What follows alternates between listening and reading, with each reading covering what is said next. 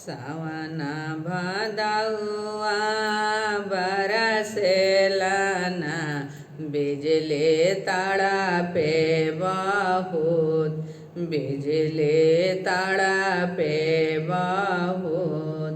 आम गरजले पापायांगे ओ बेटी भइली सेयान। आम गरजले पापायांगे हो बेटी भइली सेयान।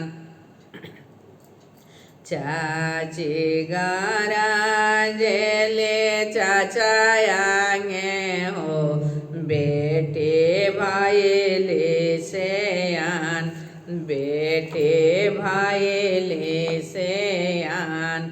दुआरा से आवेले अपना पापा हो बेटी बेटी कही पुकार। दुआरा से आवेले अपना चाचा हो बेटी बेटी कही पुकार।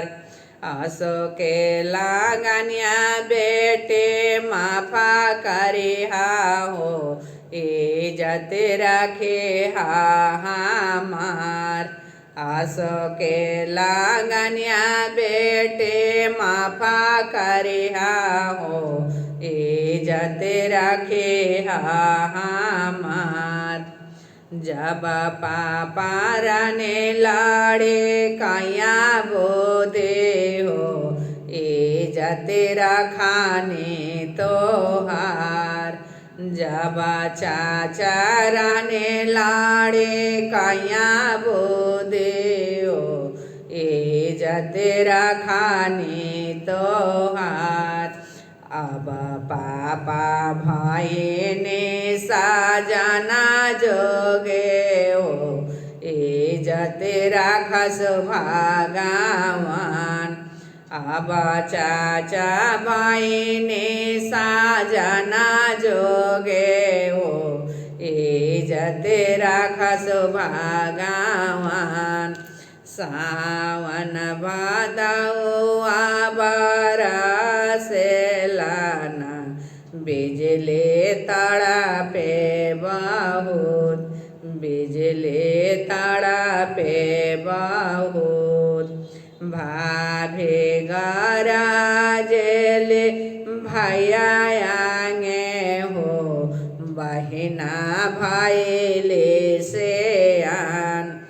भाभी गरजले भैयांगे हो ननदो भइली सेयान, ननदो भइली सेयान। दुआरा से आवेले अपना भैया हो बहिना बहिना कहे पुकार। दुआरा से आवेले अपना भैया हो बहिना बहिना कहे पुकार।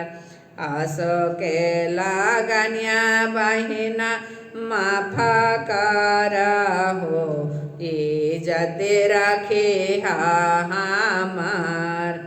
आसो के लागनिया बहिना माफा कर हो इज्जत रखे हमार। जब पापा जब भैया रने लाड़े कैया बोधे हो इज्जत रखाने तोहार। जब भैया रने लाड़े कैया बोधे हो इज्जत रखाने तोहार। अब भैया भाई ने साजना जोगे हो इज्जत रखस भगवान। अब भैया भाई ने साजना जोगे हो इज्जत रखस भगवान।